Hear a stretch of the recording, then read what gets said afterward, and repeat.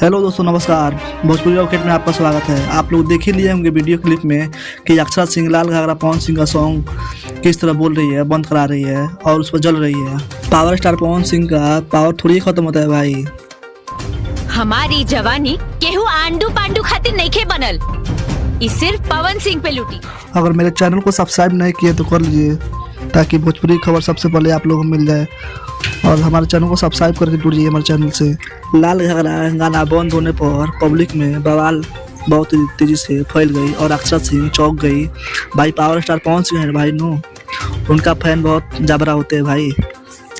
आप लोग हमारे नीचे कमेंट बॉक्स में बताइए, अक्षरा सिंह लाल घाघरा पवन सिंह का गाना स्टेज शो के दौरान बंद करके गलत की या सही की। अगर आप लोग भी पावर स्टार पवन सिंह का जबरा फैन है तो हमारे चैनल को लाइक सब्सक्राइब कर दीजिए और हमारे चैनल से जुड़ जाइए प्लीज़। धन्यवाद।